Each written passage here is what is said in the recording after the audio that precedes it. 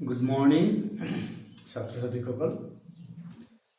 ইয়াৰ আগৰ ক্লাছটোত আমি third person singular number সম্পৰ্কে আলোচনা কৰিলোঁ। এইখিনিতে ছাত্ৰ ছাত্ৰীসকলৰ মাজৰ পৰা ৰিকুৱেষ্ট এটা আহিছে বিভাগ সম্পৰ্কে ক্লাছ এটা কৰিবৰ বাবে। সেইকাৰণে মই তোমালোকক বিভাগ লগতে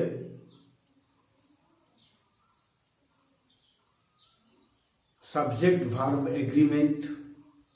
কেনেকুৱা আৰু তাৰ লগে লগে এই দুইটা কৰাৰ লগে লগে টেন্সৰ গঠন সম্পৰ্কে আমি আলোচনা কৰিম। আৰু টেন্সৰ গঠন সম্পৰ্কে আলোচনা কৰি যাওঁতে আমাৰ বিভাগৰ ব্যৱহাৰ সাবজেক্ট ভাৰ্ব এগ্ৰিমেন্ট এই দুইটা বস্তু সোমাই পৰিব। সেইকাৰণে আমি আৰম্ভ কৰোঁ এই বিভাগ সম্পৰ্কে। এতিয়া আমাৰ বিভাগ বলোতে বিভাগৰ এম ইজ আৰ বি আৰু এই চাৰিটা এইটোৰ পাষ্ট ফৰ্ম ৱাজ ৱেৰ আৰু third form past participle form been. তাৰপিছত আমাৰ হেভ ভাৰ্বৰ হেভ হেজ আৰু এই দুইটাৰ পাষ্ট ফৰ্ম হৈছে পাষ্ট আৰু পাষ্ট পাৰ্টিচিপল ফৰ্ম দুইটাই হৈছে কি হেড। এতিয়া আমি আৰম্ভ কৰোঁ।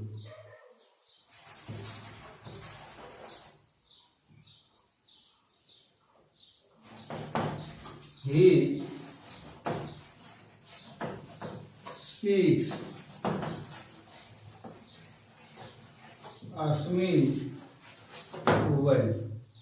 এই বাক্যটি আমি লিখিলোঁ। ইয়াত প্ৰথম আমি চাব লাগিব আমাৰ সেন্টেন্সটোত প্ৰথম আমি বাছি উলিয়াব লাগিব ভাৰ্বছ। ইয়াত আমাৰ ভাৰ্বছ আছে স্পীক, কোনটো ফৰ্মত আছে আমাৰ প্ৰেজেন্ট ফৰ্মত, আৰু ইয়াত এছ যোগ হৈছে। মই ইতিমধ্যে আগৰ ক্লাছত কৈছিলোঁ যে সাবজেক্টটো যদি থাৰ্ড পাৰ্চন সিঙ্গুলাৰ নাম্বাৰ হয় তেতিয়া আমাৰ কি হ'ব ভাৰ্বৰ পিছত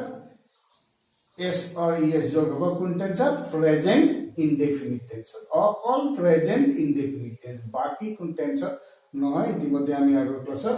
কৈছোঁ। এতিয়া চাই লোৱা আমি সাবজেক্ট ভাৰ্ব এগ্ৰিমেন্টটো আমি কেনেকৈ গম পাইছোঁ। এগ্ৰিমেন্ট মানে কি চুক্তি, এ আৰু বিৰ মাজত চুক্তি, এজন দোকানী আন এজন দোকানীৰ মাজত চুক্তি। ঠিক তেনেকুৱা সাবজেক্ট ভাৰ্ব এগ্ৰিমেন্ট হৈছে কি ভাৰ্ব কেনেকৈ বহিব according to the subject.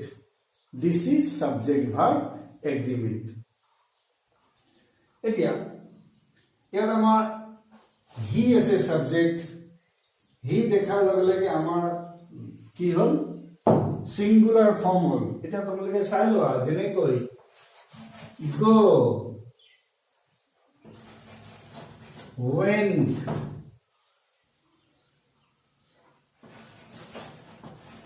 goes, going, gone। আমি পাঁচটা পাইছো। আমি ইউজুৱেলি ডিসকাস করো তিনটারে গো, ওয়েন, গান, ডু, ডিড, ডান। কিন্তু তার মাজতো চাই লোৱা এই গোটো হৈছে প্লুৰেল ফৰ্ম অফ ভাৰ্বছ, এইটো হৈছে গোজ হৈছে সিঙ্গুলাৰ ফৰ্ম, ওয়েন্ট আমাৰ ফাৰ্স্ট ফৰ্ম আৰু আমাৰ এইটো কন্টিনিউয়াস ফৰ্ম আৰু এইটো পাস্ট পাৰ্টিসিপল ফৰ্ম। আমি তিনটা ডিসকাস কৰো গো, ওয়েন্ট, গান, এইবোৰে আমি ডিসকাস কৰি থাকো। আৰু আমি গোজ আৰু গোয়িং টু আমি কি ইয়াক এনেই বেলেগ কিছুমান গ্ৰামাৰবিদসকলে V1, V2, V3, V4, V5 অৰ্থাৎ verb 1, verb 2, verb 3, verb 4, verb 5 লৈকে কয়। কিন্তু আমি ভার্ব 1, ভার্ব 2, ভার্ব 3 তিনটাই কওঁ প্ৰেজেন্ট, পাস্ট, পাস্ট পাৰ্টিসিপল। এই গোজটো কিন্তু চাই লোৱা আমি এই গোজ আৰু গোয়িংটো আমি ব্যৱহাৰত ইউজ কৰোঁ, কিন্তু এইবোৰক আমি ভাৰ্বৰ নাম্বাৰ আমি নিদিওঁ। যে এই গোজটো সিঙ্গুলার ফর্ম কেনেকৈ হ'ব? হি গোজ টু স্কুল। যদি সাবজেক্টটো গো নহয়, যদি ইয়াত কি হয় উই হয়। কিন্তু লগে লগে আমাৰ এই উই গোজ টু স্কুল আমাৰ কি হ'ব? ভুল হ'ব। ই থাৰ্ড পাৰ্সন কি হ'ব সাবজেক্ট অনুযায়ী আমাৰ এটো সিঙ্গুলাৰ ফৰ্ম নহব এটো সাবজেক্ট অনুযায়ী কি ফৰ্ম লাগিব প্লুৰেল ফৰ্ম লাগিব এইটোৱে ফৰ্ম লাগিব সাবজেক্ট অনুযায়ী ভাৰ্বে কি লয় সিঙ্গুলাৰ নে প্লুৰেল হ'ব সেইটো ৰূপ ল'ব সেইটো হৈছে সাবজেক্ট ভাৰ্ব এগ্ৰিমেন্ট ঠিক ইয়াতো তেনেকৈ চাই লোৱা হি স্পিক্স যদি হি ঠাইত যদি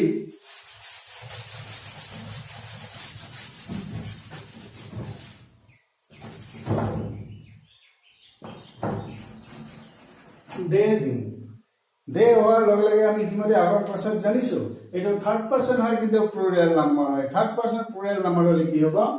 ভাৰ্বৰ পিছত এস যোগ নলব এতিয়া এইখিনিলে আমাৰ সেন্টেন্সটো ভুল হ'ব দে হোৱাৰ লগে লগে এইটো সিঙ্গুলাৰ ফৰ্ম হ'ব লাগিব হি হওঁতে এইটো প্লুৰেল দে হোৱাৰ লগে লগে প্লুৰেল হ'ব লাগিব কিন্তু হি হওঁতে কি হৈছিল সিঙ্গুলাৰ ফৰ্ম হোৱাৰ বাবে এস যোগ হৈছিল এতিয়া ইয়াত দে হোৱাৰ লগে লগে আমাৰ কি হ'ব প্লুৰেল ফৰ্ম আমাৰ যেনেকৈ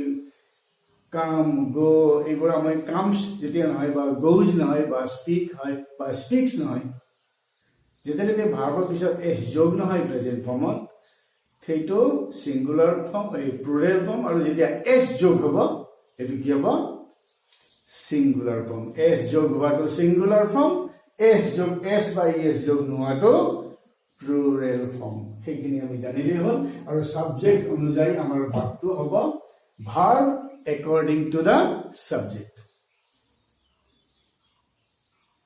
আমাৰ ইয়াত verb according to the subject আগতে আমাৰ ইয়াত হি আছিল বা সি থাৰ্ড পাৰ্সন সিঙ্গুলাৰ এতিয়া verb according to the subject কি হ'ব লাগিব এস এইটো হৈছে সাবজেক্ট ভাৰ্ব এগ্ৰিমেন্ট এতিয়া ইয়াৰ পিছত চাই লোৱা আমি বি ভাৰ্বৰ ফৰ্ম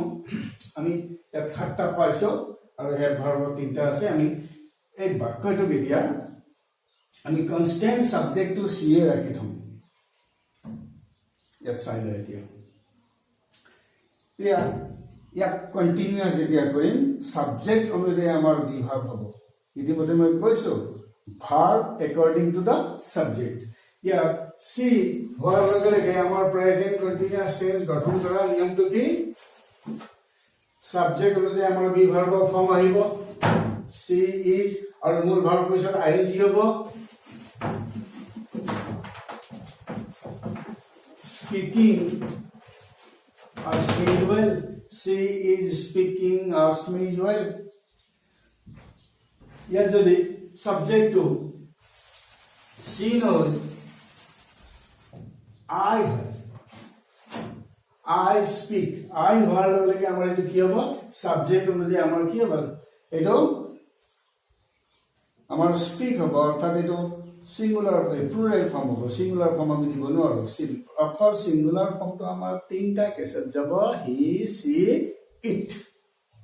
এতিয়া I speak ask me well ইয়াক যদি আমি প্ৰেজেন্ট কন্টিনিউয়াস কৰিম কৰাৰ লগে লগে কি হ'ব সাবজেক্ট অনুযায়ী আমাৰ বিভাগ কোনটো হ'ব am I am speaking যদি সাবজেক্ট টু ইয়াত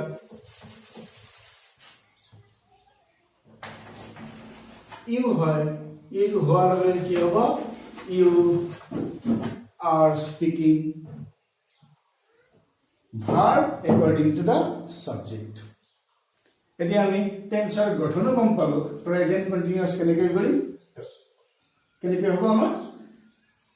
সাবজেক্টৰ পিছতে বি ভাৰ্ব পাম আৰু মূল ভাৰ্বৰ পিছত আইএনজি তে ইয়াত প্ৰেজেন্ট কন্টিনিউয়াস আমি কৰি পাইছো she speaks এতিয়া নেক্সট আমি প্ৰেজেন্ট পাৰফেক্ট টেন্স কৰিম পাৰফেক্ট বুলি কোৱাৰ লগে লগে আমি জানিব লাগিব হেভ অৰ হেজ এই দুইটাৰ ব্যৱহাৰ আমি জানিব লাগিব এইটো প্ৰেজেন্ট পাৰফেক্টৰ ফৰ্ম দুইটা হেভ আৰু হেজ এতিয়া she have or has কত কত বহিব he she it যদি হয় সাবজেক্ট যদি he she it third person singular হয় তেতিয়া আমাৰ have ভাৰ্ব কি হ'ব has আহিব যদি I we you they আমাৰ সাবজেক্ট হয় তেতিয়া কোনটো আহিব have মন কৰিবা হি সি ইট হলে হেজ আৰু আই উই ইউ দে এইবোৰৰ ক্ষেত্ৰত কি হ'ব হেড ইয়াৰ পাছত আমি সি আমাৰ আহিব হেজ আৰু বি ভাৰ্ব আমাৰ কি ভাৰ্ব ফৰ্ম হেজ লিখাৰ লগে লগে আমাৰ কি হ'ব মূল ভাৱটো থাৰ্ড ফৰ্মত যাব অৰ্থাৎ V3 ফৰ্ম তাক কি বুলি কয় past participle spoken as usual she has spoken as usual ইয়াত যদি subject to she নহয় যদি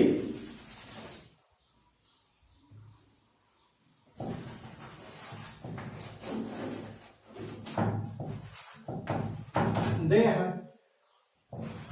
সি নহয় যদি দে হয় তেতিয়া কি হ'ব সেন্সটো আমাৰ they have spoken she has spoken আছিল এবাৰ they have spoken তাৰপিছত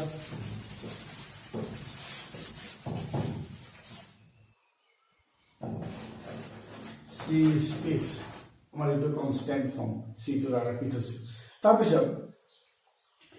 প্ৰেজেন্ট ইনডেফিনিট ফৰ্মটো আমি পাইছিলে প্ৰেজেন্ট কন্টিনিউয়াছ পাইছো প্ৰেজেন্ট পাৰফেক্ট পাইছো নেক্সট আমি পাইছো প্ৰেজেন্ট পাৰফেক্ট কন্টিনিউয়াছ সি প্ৰেজেন্ট পাৰফেক্ট কৈছে হেজ তাৰপিছত আমাক কন্টিনিউয়াছ ফৰ্ম লাগিব কন্টিনিউয়াছ ফৰ্ম বুলি কোৱাৰ লগে লগে তোমালোকে জানিবা যে আইএনজি আমি প্ৰেজেন্ট কন্টিনিউয়াছতে কি কৰিছিলো মূল ভাৰ্বৰ পিছত আইএনজি কৰিছো পাষ্ট কন্টিনিউয়াছতে একেই কৰিম ফিউচাৰত ফিউচাৰ কন্টিনিউয়াছতে আমি একেই কৰিম তেনেকৈ present perfect continuous past perfect continuous future perfect continuous গোটেইবোৰতে মূল ভাৰ্বৰ পিছত আইএনজি হ'ব কিন্তু এতিয়া চাই লোৱা কেনেকুৱা সি হেজ এতিয়া আমাক বি ভাৰ্বৰ ফৰ্ম লাগিব যেতিয়া পাৰফেক্ট কন্টিনিউয়াছ কৰিম বি ভাৰ্বৰ ফৰ্ম আমাৰ এইটো bin she has been speaking as usual she has been speaking as usual yet jodi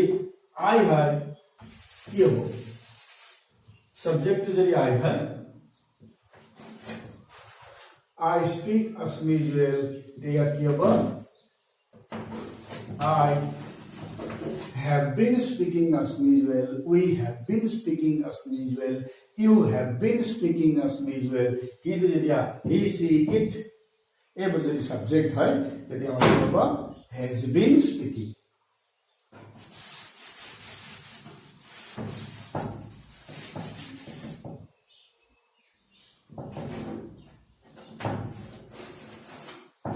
she speaks as usual আমি এতিয়া প্ৰেজেন্ট টেন্সৰ চাৰিটা আমি ইতিমধ্যে গম পাই গলো বি ভাৰ্ব কেনেকৈ ব্যৱহাৰ কৰিব লাগিব according to the subject verb will have to be placed এতিয়া আমি subject অনুযায়ী ভাৰ্বৰ ব্যৱহাৰ কৰি পাইছো আৰু প্ৰেজেন্ট কন্টিনিউয়াছ টেন্স কেনেকৈ present indefinite present continuous present perfect continuous এই চাৰিটা কেনেকৈ গঠন কৰিব লাগে সেইটো আমি গম পাইছো এতিয়া নেক্সট simple past tense আমি কেনেকৈ বনাম প্ৰথমে আমি চাব লাগিব ভাৰ্বে গোটেই টেন্সবোৰ চেঞ্জ কৰে বাকি সেন্টেন্সত অন্য পাৰ্টস ফিচাৰ কাম নাই যত নেকি ভাৰ্বে টেন্স চেঞ্জ কৰি থাকে এতিয়া আমি ভাৰ্বটো চাব লাগিব ভাৰ্ব ইয়াত স্পিক্স হৈ আছে অৰ্থাৎ present form simple present tense ইয়াক যদি আমি সিম্পল পাষ্ট টেন্স কৰিম সি স্পিকৰ পাষ্ট ফৰ্ম লিখিলেই হ'ল she spoke as usual she spoke as usual যদি মই কৈছো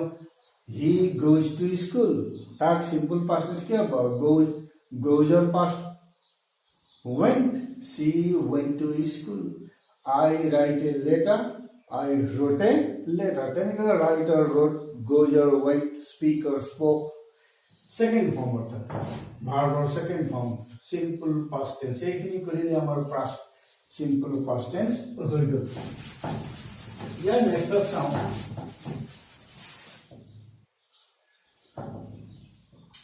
past continuous সি তে আমাক লাগিব কি বি ভাৰ্বৰ ফৰ্ম প্ৰেজেন্ট কন্টিনিউয়াছত কি হৈছিল সি ইজ স্পিকিং পাছিলো সি ইজ স্পিকিং তেতিয়া এইবাৰ কি হ'ব ইজ আৰু এমৰ পাষ্ট কি এই দুইটাৰে পাষ্ট হৈছে ওয়াজ এতিয়া আমাক কি লাগিব বি ভাৰ্বৰ ফৰ্ম পাষ্ট কন্টিনিউয়াছ টেন্সত সি ওয়াজ speaking as usual এতিয়া এই সাবজেক্টটো যদি আইও হয় কি হ'ব আই যদি হয় I was speaking as usual সাবজেক্টটো যদি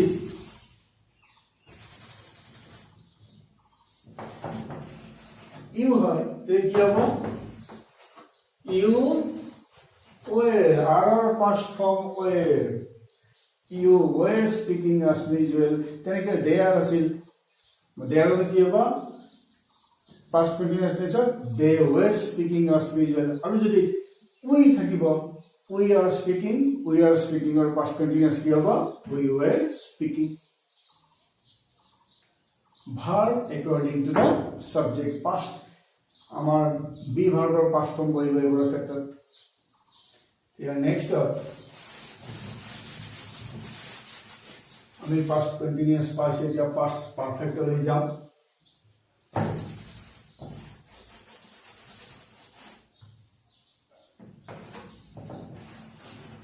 she speaks as usual ইয়াক আমি past perfect tense লৈ যাম she perfect past perfect present perfect লিখোতে আমি have or has পাইছিল কিন্তু past perfect কোনো প্রবলেম নাই সাবজেক্ট যেই নহক I we you he she it they গোটেই বলতে কি হ'ব had she had কারণ I এর পিছত হে বসিল ইউ এর পিছত হে বসিল সি এর পিছত হে বসিল বা হি এর পিছত হে বসিল কিন্তু এই দুইটারে পাস্ট হইছে কি এই দুইটারে পাস্ট ফর্ম কি had যেহেতু দুইটারে পাস্ট ফর্ম had ইয়াত আমার সাবজেক্ট যেই নহক কিয়া গোটেই বলতে কি হ'ব had she had আমার মূল ভাবটা হলো কি হবে থার্ড ফর্মে যাব third form means past participle form spoken as usual या যদি সাবজেক্ট টু we হয় we had spoken as usual যদি সাবজেক্ট টু they হয় they had spoken as usual ঠিক এনেকুৱা या past perfect continuous আমি সিম্পল past tense কৰিছো past continuous কৰিছো past perfect কৰিছো এবাৰ আমি past perfect continuous আমি present perfect continuous তো কৈ পাছি দিবাতে অলপ আগতে কৰিলো আমি she had আমাৰ past perfect continuous tense কৰিব যাওঁতে কি হ'ব she had তাৰপিছত আমি continuous হ'লে মূল ভাৱ যদি আইজি লাগিব কিন্তু তাৰ আগে কি লাগিব been had been speaking as usual present perfect continuous tense কি আছিল she has been speaking আছিল ইয়া কি হ'ল she had been speaking present perfect continuous tense যদি I subject হ'লে কি আছিল I have been speaking যদি আমি I subject to লগাই দিম তেতিয়া হ'ব I had been speaking ইয়াত যদি মই they বা we লগাই দিম তেতিয়া I বা we had been speaking they had been speaking as usual system to আমাৰ এইটো past perfect continuous tense আমি কৰিলো তাৰপিছত আমাক আহিল future indefinite tense future tense যেতিয়া তুমি কল্পনা কৰিব লগে আমাৰ মডেল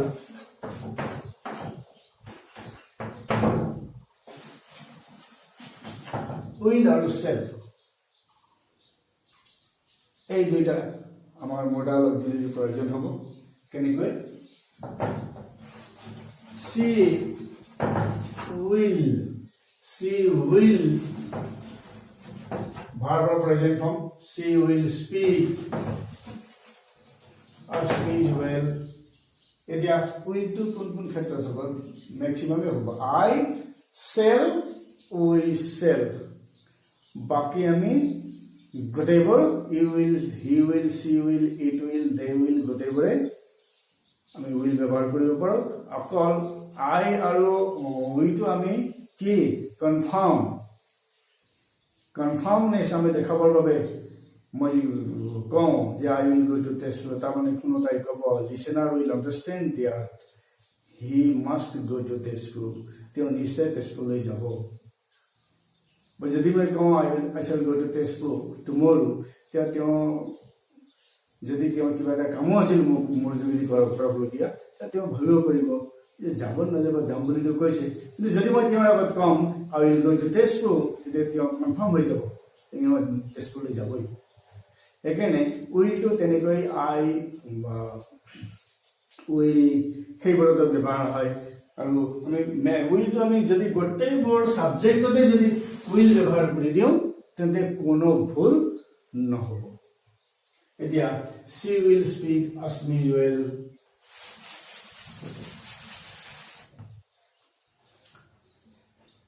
এতিয়া ফিউচাৰ ইনডেফিনিট আমি পাইছোঁ তাৰপিছত আমি কি পাম she future continuous she will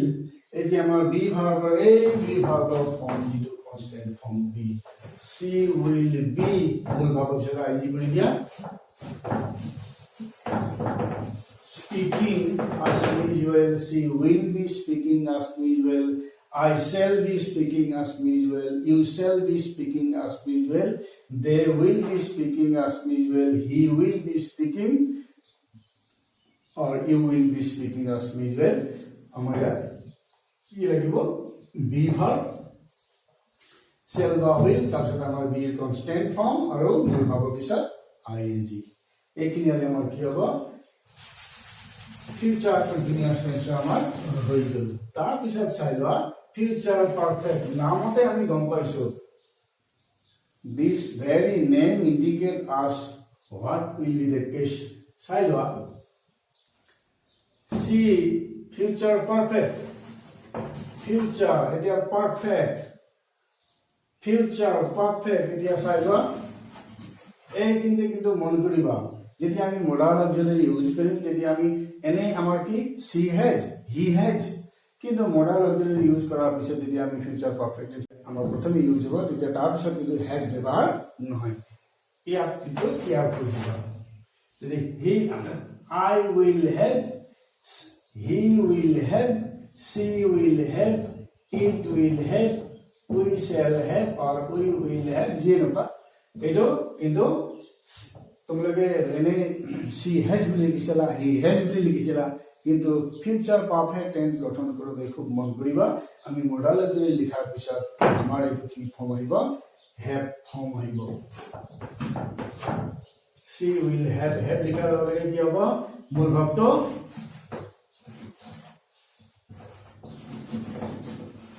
spoken as usual তাৰপিছত আমাৰ আহিল কি future perfect continuous she will have been she will have been